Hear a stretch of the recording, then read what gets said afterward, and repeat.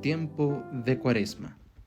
Fragmentos de la obra El año litúrgico de don Próspero Guéranger, abad de Solesmes. Capítulo 2.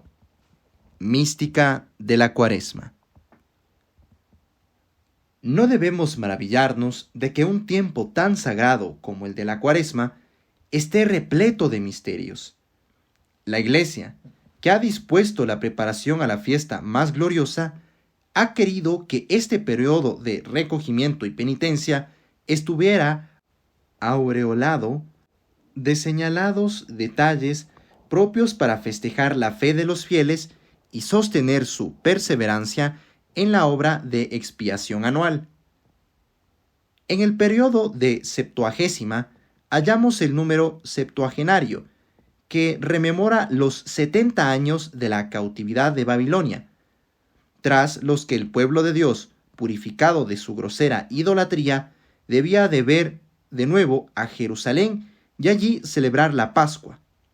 Ahora, la Iglesia propone a nuestra religiosa atención el número 40, que al decir de San Jerónimo es propio siempre de pena y aflicción.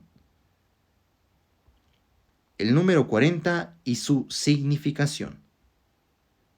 Recordemos la lluvia de 40 días y 40 noches, salida de los tesoros de la cólera de Dios, cuando se arrepintió de haber creado al hombre y que anegó bajo las olas al género humano a excepción de una familia. Consideremos al pueblo hebreo, errante 40 años en el desierto, en castigo de su ingratitud, antes de entrar a la tierra prometida. Oigamos al Señor, que manda a Ezequiel, su profeta, permanezca recostado 40 días sobre el lado derecho, símbolo de lo que había de durar el sitio tras el que sería Jerusalén arrasada. Dos hombres tienen misión de representar en sus personas en el Antiguo Testamento las dos manifestaciones de Dios: Moisés, que representa la ley, y Elías, que simboliza la profecía. Ambos se llegan a Dios, el primero en el Sinaí, el segundo en Horeb. Pero uno y otro no logran acceso a la divinidad sino después de haberse purificado por la expiación del ayuno de 40 días.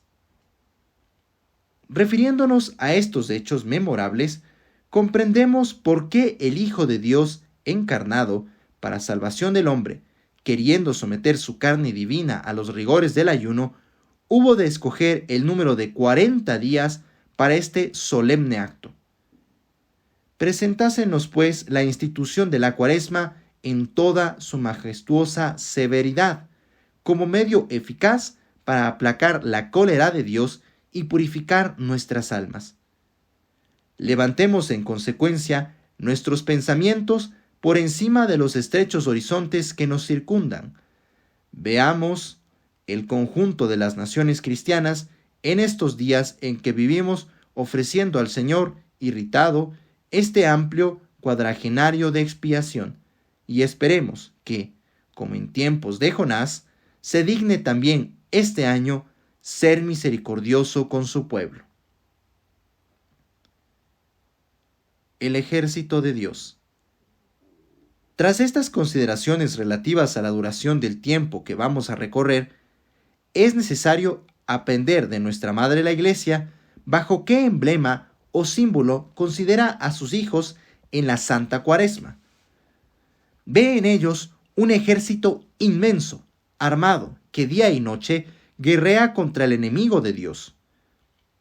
Por esto mismo, apellida el miércoles de ceniza a la Cuaresma, carrera de la familia cristiana. Para lograr, en efecto, la regeneración que nos hará dignos de recobrar las alegrías santas del Aleluya, es menester triunfar sobre nuestros tres enemigos: demonio, carne y mundo.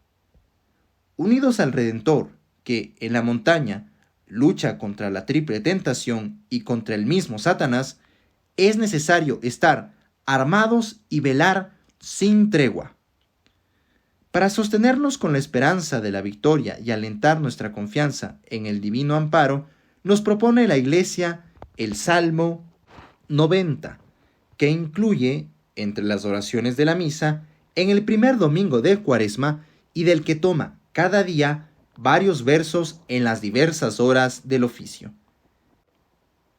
Quiere, pues, contemos con la protección que Dios extiende sobre nosotros como escudo, que esperemos a la sombra de sus alas, que en Él confiemos porque nos ampara de los lazos del cazador infernal, que nos roba la santa libertad de los hijos, que estemos seguros del valimiento de los santos ángeles, nuestros hermanos a quienes el Señor ha ordenado nos guarde en estos nuestros caminos.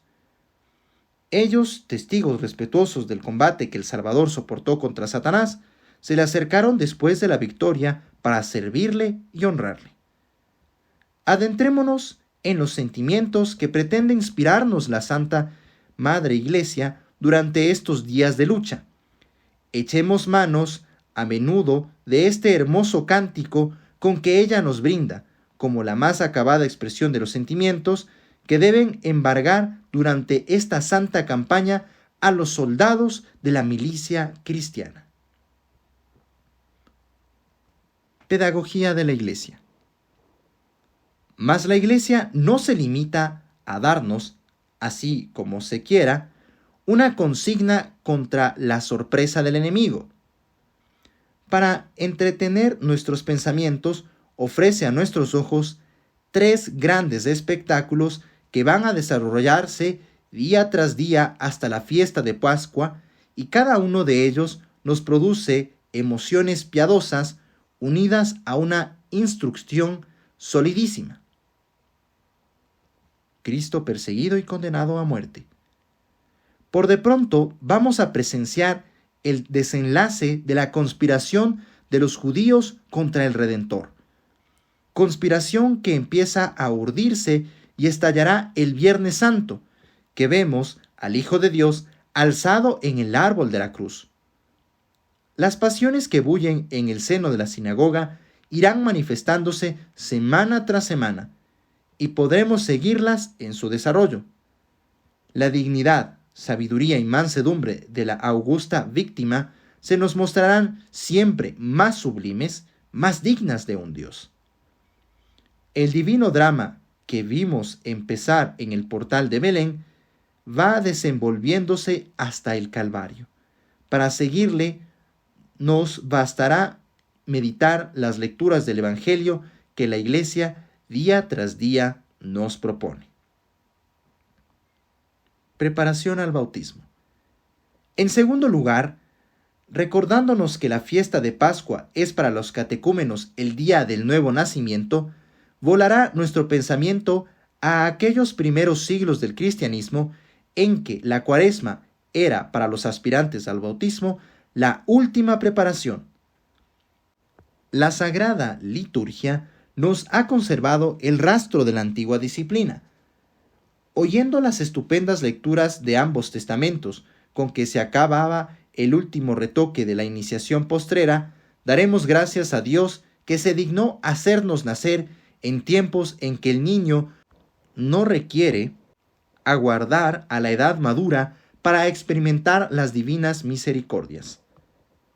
Pensaremos asimismo en esos nuevos catecúmenos que, aún en nuestros días, aguardan en las regiones evangelizadas por nuestros modernos apóstoles la gran solemnidad del Salvador, vencedor de la muerte, para bajar, como en tiempos antiguos, a la sagrada piscina y surgir con nuevo ser. Penitencia pública. Debemos por fin, en este tiempo de Cuaresma, parar mientes en aquellos penitentes públicos que solemnemente expulsados de la asamblea de los fieles el miércoles de ceniza, eran, en el transcurso de la Cuaresma, objeto de la preocupación maternal de la Iglesia, que debía, si lo merecían, admitirlos a la reconciliación el Jueves Santo. Admirable conjunto de lecturas enderezadas a su instrucción y a interesar a los fieles en su favor, desfilará ante nuestros ojos, porque la liturgia no ha perdido aún nada en este punto de sus enérgicas tradiciones. Nos acordaremos entonces con qué facilidad nos han sido perdonadas maldades que en siglos pasados no lo fueran acaso sino tras duras y solemnes expiaciones. Pensando pues en la justicia del Señor, que permanece inmutable, cualesquiera que sean los cambios que la condescendencia de la Iglesia introduce en la disciplina, sentiremos de rechazo más vivamente la necesidad perentoria de ofrecer a Dios el sacrificio de un corazón contrito de verdad y de animar de sincero espíritu penitente las menguadas satisfacciones que ofrendamos a la majestad divina. Ritos y usos litúrgicos. Para conservar en el santo tiempo de Cuaresma el carácter austero que le cuadra, se ha mostrado la Iglesia durante muchos siglos muy reservada en la admisión de fiestas en esta temporada del año, porque llevan consigo explosión de alegría. En el siglo IV, el Concilio de Laodicea señalaba esta disposición en su Canon 51, no autorizando fiestas de santos, sino los sábados o domingos. La Iglesia griega persevera en este rigor y solo varios siglos después del Concilio de Laodicea aflojó por fin un poco la mano, admitiendo el 25 de marzo la fiesta de la Anunciación. La Iglesia romana guardó mucho tiempo esta disciplina, en principio al menos, pero admitió pronto la fiesta de la Anunciación y después la del apóstol San Matías el 24 de febrero. Se la ve en estos últimos siglos abrir su calendario a otras fiestas, aún en el tiempo que corresponde a Cuaresma, con gran moderación, sin embargo, por reverencia al espíritu de la antigüedad. Nota: recordemos que el calendario litúrgico fue reformado posteriormente al Concilio Vaticano II. Fin de la nota. El motivo que ha inducido a la Iglesia romana a abrir más fácilmente la mano en la admisión de fiestas de santos en Cuaresma es que los occidentales no consideran la celebración de fiestas como incompatible con el ayuno, mientras los griegos piensan lo contrario. Por eso, el sábado, que para los orientales es siempre día solemne, nunca es día de ayuno, excepto el sábado santo. Tampoco ayunan el día de la Anunciación por ser fiesta. Esta idea de los orientales ha dado origen el siglo VII a una institución que les es peculiar. La llaman misa de presantificados. Conviene, a saber, de cosas sagradas en un antecedente sacrificio. Cada domingo de Cuaresma, un sacerdote consagra 6 hostias, de las que consume una en el sacrificio. Las otras 5 se guardan para una simple comunión que tiene lugar cada día de los 5 siguientes sin sacrificio. La Iglesia latina no practica este rito sino una vez al año, Viernes Santo, por motivo misterioso que en su lugar explicaremos. El comienzo de este rito entre los griegos proviene, a buen seguro, del Canon 49 del Concilio de Laodicea, que prescribe no ofrecer el pan del sacrificio en Cuaresma fuera del sábado y domingo. En los siglos siguientes, los griegos se persuadieron, por ese canon, que la celebración del sacrificio era incompatible con el ayuno. Y vemos, por su controversia en el siglo XI con el legado Humberto, que la misa de los dones presantificados no ha tenido en favor suyo más que un canon del tan célebre concilio conocido con el nombre de Intrulo, del año 692. Y la justificaban los griegos a esta práctica con la especie de que la comunión de cuerpo y sangre del Señor quebrantaba el ayuno cuaresmal. Por la tarde, después del oficio de vísperas, celebran los griegos esta ceremonia en que el sacerdote comulga solo, como sucede entre nosotros el Viernes Santo. Hay, repetimos, desde hace varios siglos una excepción el día de la Anunciación de la Virgen María, interrumpiéndose el ayuno en dicha festividad. Se celebra el Santo Sacrificio y pueden comulgar los fieles. Parece que en las iglesias de Occidente no fue nunca aceptado el canon disciplinario del Concilio de la Odisea y no vemos en Roma señal alguna de la suspensión del Santo Sacrificio en Cuaresma. La falta de espacio nos fuerza a pasar ligeramente sobre detalles que refieren a este capítulo. Nos queda, sin embargo, algo todavía que decir sobre los usos cuaresmales en Occidente. Hemos dado a conocer y explicado algunas particularidades en el tiempo de Septuagésima: la suspensión de la aleluya, el empleo del color morado en los ornamentos sagrados, la suspensión de la dálmica en el diácono y de la túnica en el subdiácono y de los cánticos de alegría, Gloria in excelsis Deo y Te Deum laudamus, ambos suspendidos.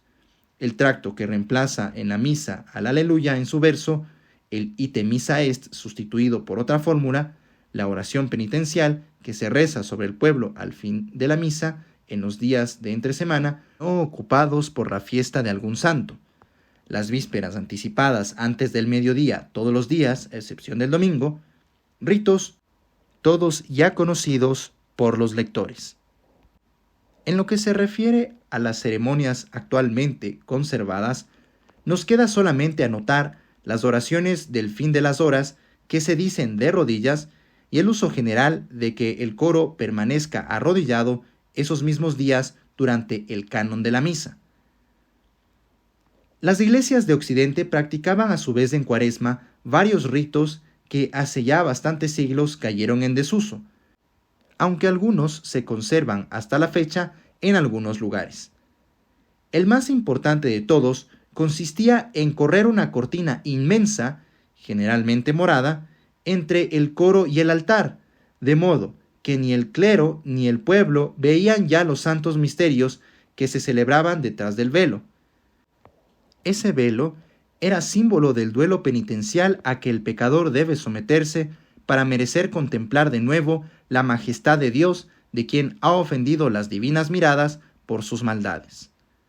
Nota: sabemos que, de conformidad con la antigua disciplina de la Iglesia, los penitentes públicos estaban sometidos a un régimen especial de penitencia durante la Santa Cuaresma, y comenzaba con ella imponiéndoles la ceniza y expulsándoles de la Iglesia, terminando el Jueves Santo por la reconciliación pública. Ahora bien, a medida que el régimen estricto de penitencia se iba amenguando, la idea de penitencia pública iba tomando cuerpo entre la generalidad de los fieles.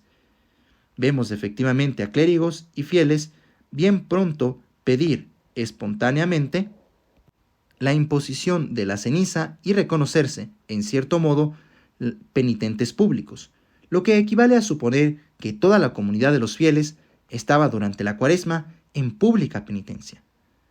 Mas, aunque considerados como públicos penitentes, no podían evidentemente ser arrojados de la iglesia todos los fieles, se debía esto, no obstante, renunciar por completo a recordarles algunas verdades capitales que la liturgia inculcaba a los penitentes públicos. Los pecadores merecían ser echados fuera de la iglesia como Adán fue lanzado del paraíso por su pecado. Sin penitencia, les era imposible llegar al reino de Dios y visión de su majestad. Pero, ¿es que la liturgia no ha ensayado inculcarles estas verdades de un modo gráfico, ocultando a sus miradas el altar, el santuario, la imagen de Dios y de los santos unidos a Dios en la gloria celestial? Fin de la nota. Este velo significaba también las humillaciones de Cristo que fueron escándalo del orgullo de la sinagoga y que súbitamente desaparecerán como velo que un instante se corre para dar lugar a los resplandores de la resurrección.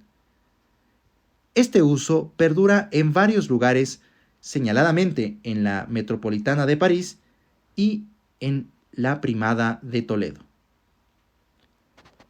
Había también costumbre en muchas iglesias de velar la cruz y las imágenes de los santos desde el comienzo de la Cuaresma, a fin de inspirar más viva compunción a los fieles que se veían privados del consuelo de fijar sus miradas en estos objetos caros a su piedad.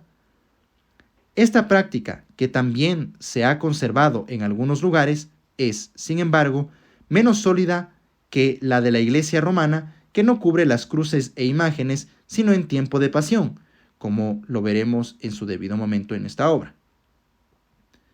Antiguos ceremoniales de la Edad Media nos informan que acostumbraban durante la Cuaresma hacer muchas procesiones de una a otra iglesia, los miércoles y viernes en especial.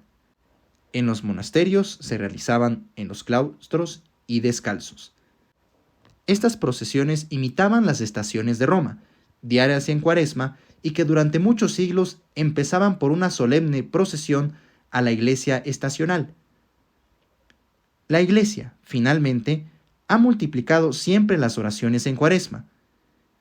Hasta estos últimos tiempos señalaba la disciplina que las catedrales y colegiatas, no exentas por costumbre contraria, debían añadir a las horas canónicas el lunes, el oficio de los difuntos, los miércoles, los salmos graduales, y los viernes, los salmos penitenciales. En las iglesias de Francia añadían el salterio entero cada semana al oficio ordinario.